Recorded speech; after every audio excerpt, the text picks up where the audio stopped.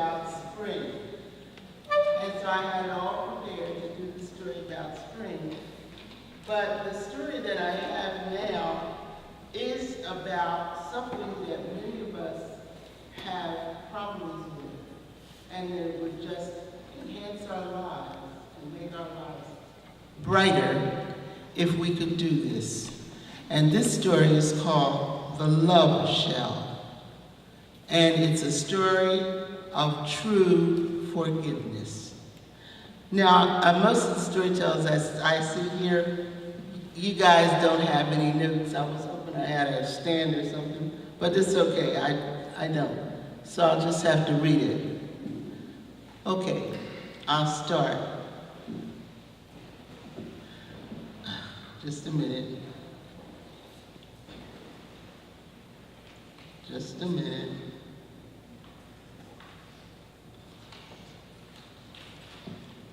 Even as a child, I loved the beach.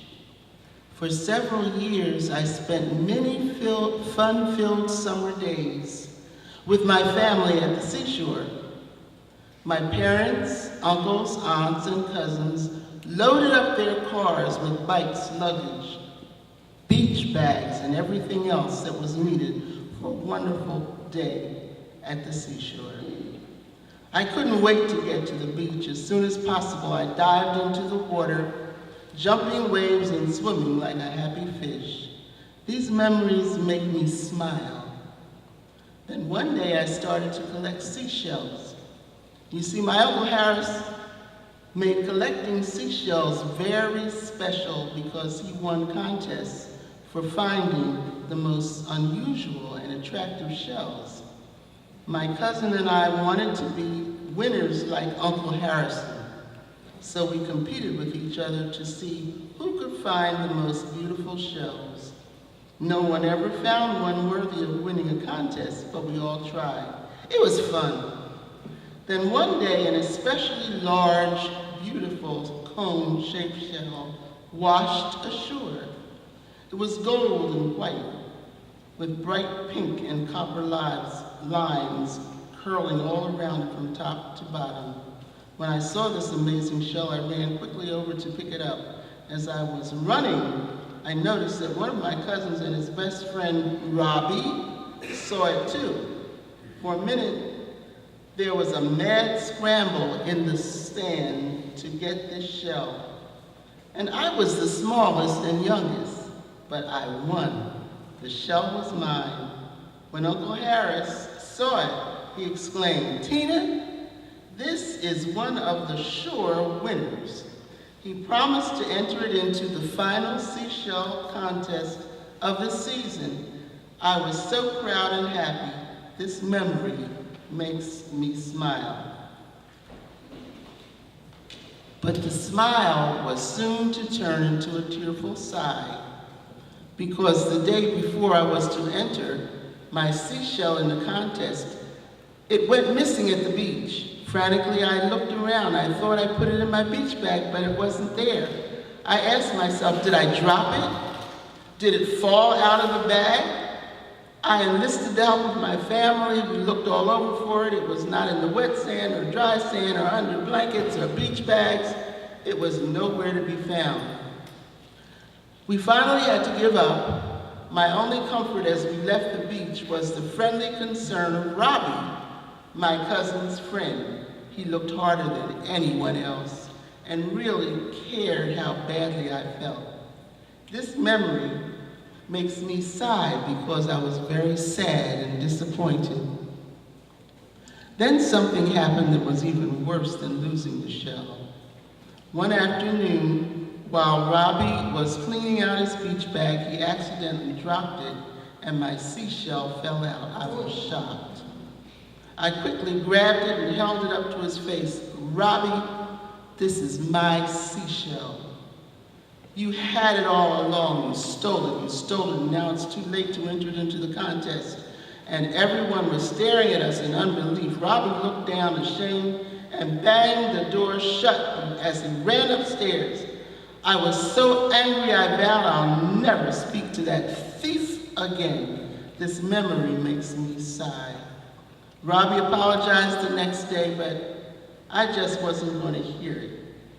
"It's only a seashell," I heard my other cousin yell. "It's just a seashell, who cares about that?" "It's my seashell," I shouted back. "It belonged to me.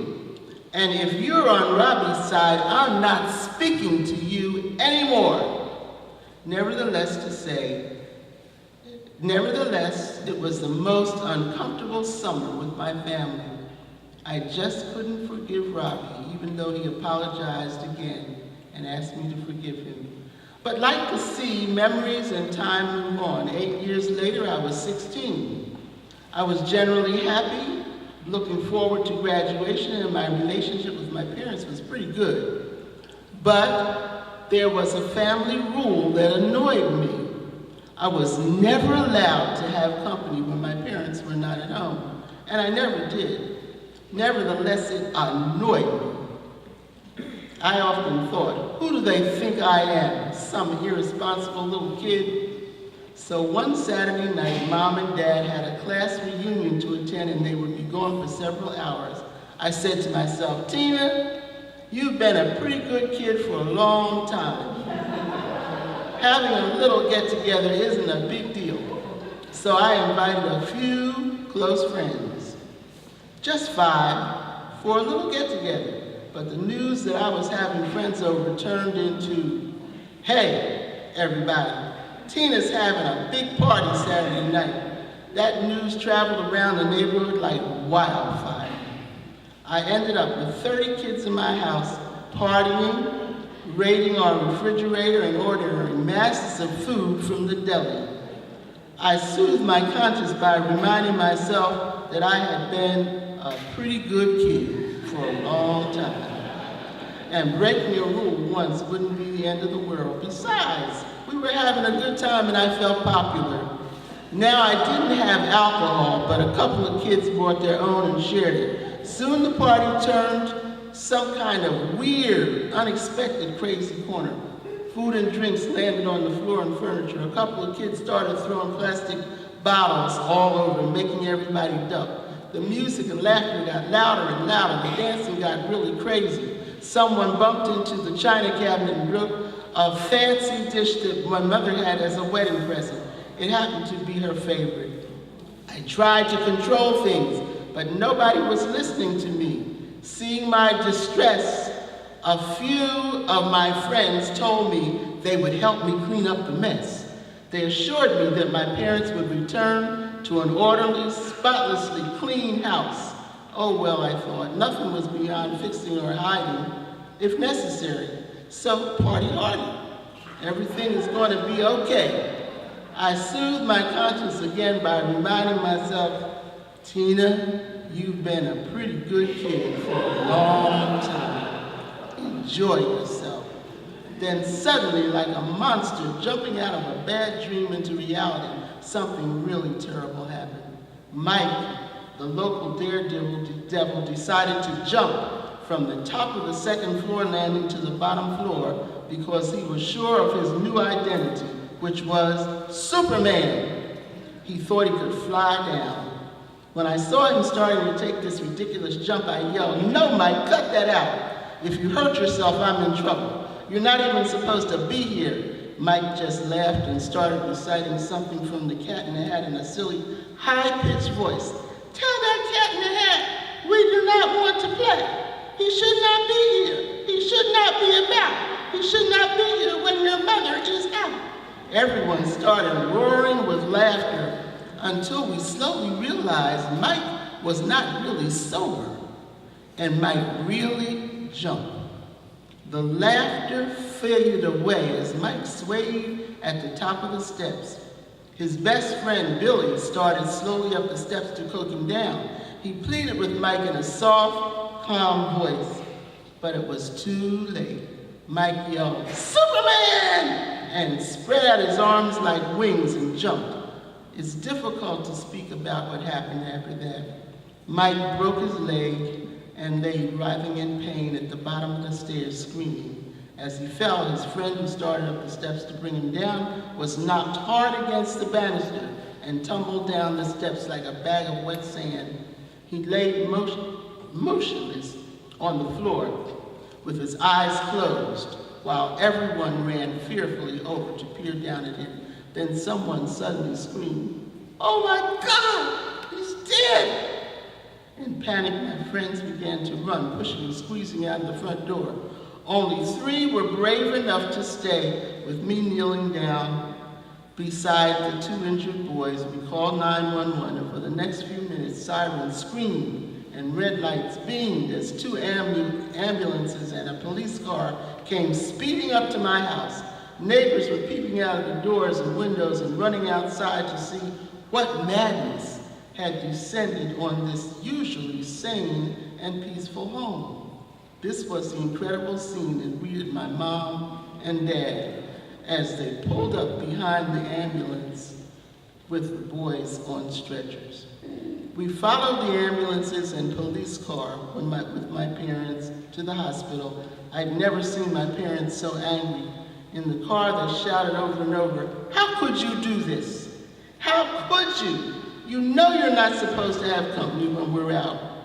Suppose Billy is dying or dead. Suppose Mike never walks normally again." I was huddled in the back seat, shaking and crying. Nevertheless, we were blessed.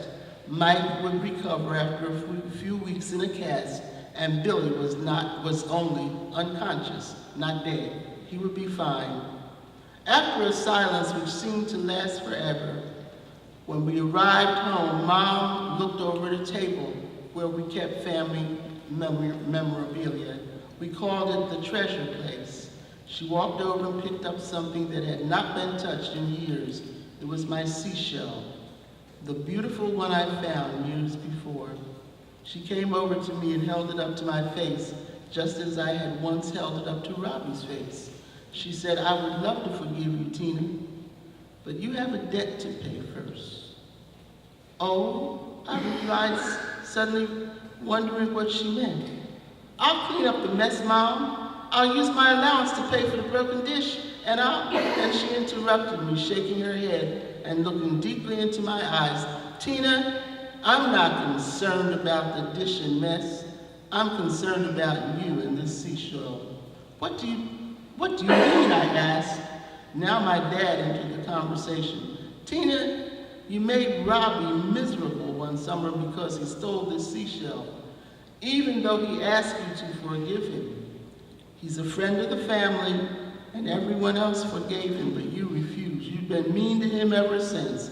Not only that, but you have tried very hard to make other people dislike him."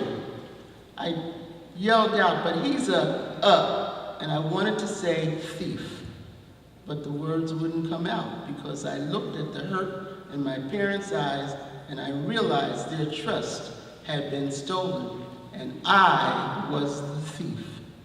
I thought about Mike and Billy's injuries and how truly tragic it could have been. As I leaned against the door when I went into my room, I began to think, did I need to forgive in order to be forgiven? Did I need to be forgiven for my unforgiveness? In these moments, Jesus' teaching about the importance of forgiveness, which I often heard in church, became very real. Forgive us our debts as we forgive our debtors. Suddenly a picture came to my mind of many people locked in cells of unforgiveness by relatives, friends, acquaintances, and sometimes even themselves. 8 years ago, I vowed I would never speak to Robbie again. Today, I'm vowing to let him out of the jail that I put him in. He that is without sin casts the first stone. My stones turned into keys that unlock jail cells. The next words I spoke were at breakfast. I said, Mom, Dad, I called Robbie and he forgave me. Robbie forgave me. They looked at me a little puzzled at first, but then I explained. We exchanged the gift of forgiveness. I forgave him for stealing my seashell, and he forgave me for locking him up for years in my prison of unforgiveness.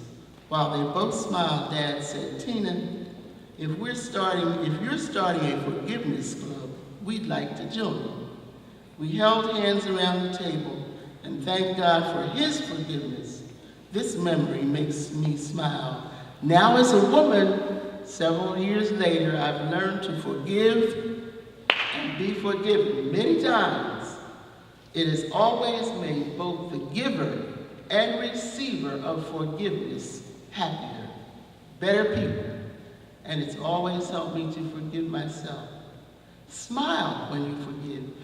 You've opened up your heart. Now you can live in a peaceful place where you can sow seeds of grace that grow and grow into a love that cannot fail. Well, enough remembering for today. I am standing here now at the water's edge on the same beach where I found the seashell. My two beautiful children and wonderful husband are running out of the water toward me, laughing and splashing. As they come close to me, I open up my arms and embrace them. Then to my wonderful husband's ear, I whisper, "Robbie, I love you."